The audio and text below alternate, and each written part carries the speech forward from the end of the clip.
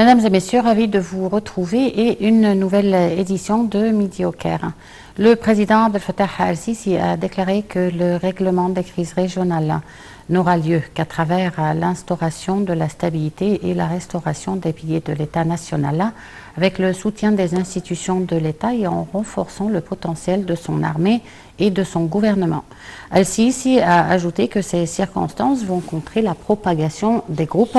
et des organisations terroristes. Le chef de l'État a fait cette déclaration hier en recevant au siège de sa résidence à Glasgow avec le chancelier autrichien Alexander Schallenberg.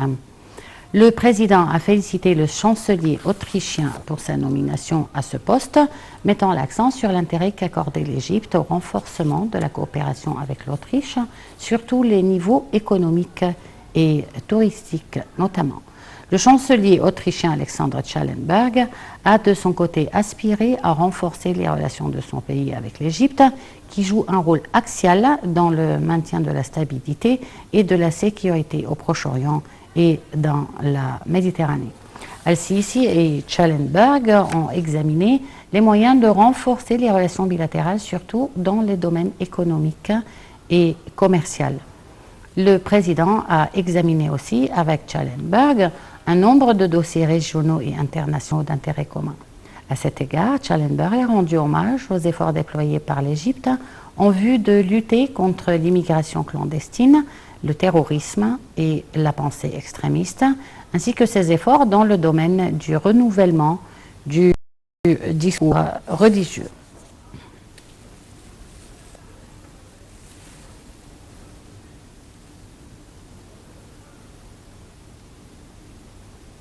Le président Abdel Fattah al-Sisi est arrivé hier en Grande-Bretagne pour participer à la 26e session de la conférence des Nations Unies consacrée aux chefs d'État et de gouvernement sur le changement climatique, la COP26, qui se tient à Glasgow le 1er et le 2 novembre. Un commentaire.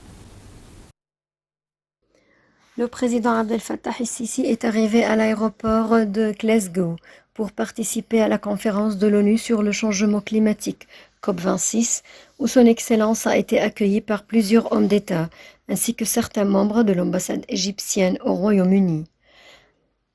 Des membres de la communauté égyptienne en Grande-Bretagne ont également tenu à accueillir le président al-Sisi à son arrivée à l'aéroport. Le porte-parole de la présidence a déclaré que la participation du président al-Sisi à la conférence vient en réponse à l'invitation du Premier ministre britannique Boris Johnson, alors que le Royaume-Uni assure la présidence actuelle de la conférence, à la lumière du rôle important de l'Égypte au niveau régional et international dans le cadre des négociations sur le changement climatique. Le porte-parole a affirmé que le président al-Sisi mettra l'accent au cours de la conférence sur les questions préoccupant les pays en développement en général et les pays africains en particulier, notamment le renforcement des efforts pour la promotion de l'action climatique internationale. Tout en soulignant que les pays industrialisés doivent respecter leur engagement dans le cadre de l'accord de Paris sur le changement climatique, ainsi que l'aspiration de l'Égypte à accueillir la prochaine conférence sur le changement climatique l'année prochaine 2022. Le porte-parole a ajouté que le programme de la visite du président al-Sisi au Royaume-Uni comprendra des entretiens avec le Premier ministre britannique Boris Johnson pour examiner les moyens de renforcement des relations bilatérales, connaissant un saut qualitatif ces dernières années afin de réaliser les intérêts communs des deux pays, ainsi que la poursuite des consultations et de la coordination mutuelle concernant certains dossiers régionaux et internationaux d'intérêt commun. Les activités de la célébration de la Journée mondiale des villes ont démarré hier à Luxor sous le patronage du président Abdel Fattah al-Sisi et en présence du Premier ministre Dr Mostafa Madbouli et un certain nombre de ministres et de gouverneurs. Un commentaire. Le Premier ministre Mostafa Madbouli a affirmé hier dans une allocution à l'occasion de la célébration de la Journée mondiale des villes à Luxor que l'Égypte met en œuvre plusieurs projets et programmes inspirants pour de nombreux pays et villes du monde, dont le projet national de développement urbain, avec la construction de nouvelles villes vertes et intelligentes, y compris la nouvelle capitale El Alamein et 20 autres villes. Madbouli a ajouté que l'Égypte met en œuvre également des projets de transport urbain basés sur les technologies modernes modernes pour relier les villes, tout en travaillant à réduire l'écart entre les villes et les zones rurales à travers l'initiative Vie décente. Selon M. Medbouli, l'Égypte accorde une grande importance au développement urbain durable dans le cadre des priorités contenues dans la stratégie nationale égyptienne de développement durable qui est conforme aux objectifs de développement durable des Nations Unies à l'horizon 2030. Lors de la deuxième et dernière journée de la cérémonie organisée à l'occasion de la Journée mondiale des villes, le ministre du Développement local, Mahmoud Sha'raoui, a affirmé que l'Égypte a réussi au cours des 7 dernières années à réaliser un boom urbain et dont les développements sans précédent. Il a ajouté que l'État a redessiné et réformulé la carte urbaine nationale, expliquant que ce boom a été atteint grâce à une stratégie globale de développement urbain qui comprend la construction de nouvelles communautés urbaines et de nouvelles villes et le développement des zones résidentielles déjà existantes.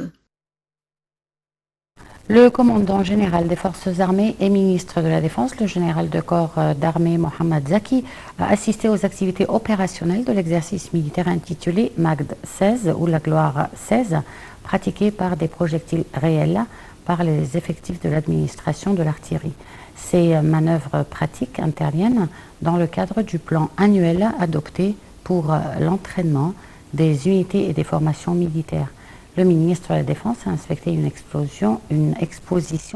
regroupant un nombre d'armes, de munitions et des systèmes de la gestion des combats, ainsi que les dernières recherches techniques dans le domaine de l'artillerie moderne. Le général de corps d'armée Mohamed Zaki a appelé les officiers et les soldats de maximiser l'exploit des technologies et des sciences pour moderniser la capacité combative des forces armées. Le chef d'état-major, le général Oussama Askar, ainsi que les commandants des différentes branches armées ont assisté à cet exercice pratique.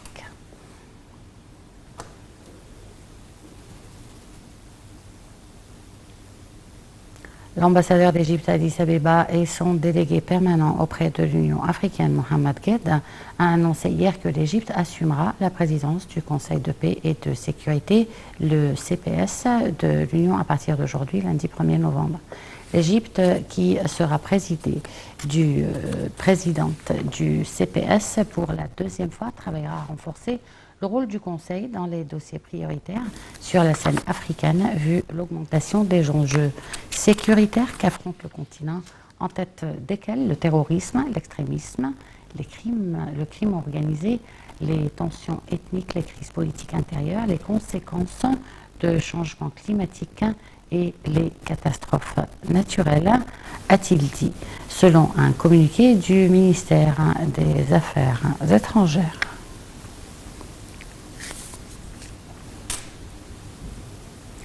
Et le ministre du Tourisme et des Antiquités, Dr Khaled Al-Aneni, a annoncé l'inauguration du Grand Musée d'Égypte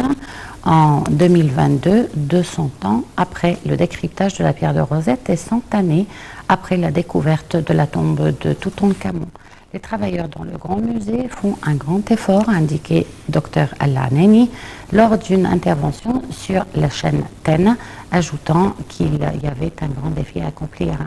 Le ministre des Antiquités a indiqué qu'il avait passé en revue avec le président Abdel Fattah al-Sisi la situation du mouvement touristique et les éventuels défis auxquels sont confrontés les touristes, ainsi que les amendements législatifs apportés à la transformation numérique sur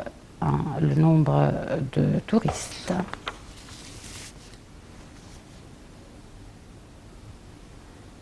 Et le ministre du Pétrole et des Richesses minérales, Tariq Al-Molla, a posé la première pierre du projet du complexe de carbonisation et de production de gazole à la raffinerie de Suez pour la fabrication du pétrole d'un coût d'investissement s'élevant à 1,770 milliard de dollars. Ce projet s'inscrit dans le cadre de la stratégie du ministère du Pétrole visant à développer les raffineries de pétrole de Suez et à augmenter leur capacité et efficacité de production. Dans une déclaration hier, M. Al-Molla a signalé que le projet visait à optimaliser les capacités de production pétrolière à haute valeur puisqu'il permet la production du gazole conformément aux normes européennes pour limiter son importation et assurer du carburant de haute qualité pour le fonctionnement des moteurs de véhicules modernes, d'autant plus qu'il constitue un modèle pour tirer le grand profit de la valeur ajoutée en exploitant le gazole et en transformant en produits pétroliers à haute valeur ajoutée.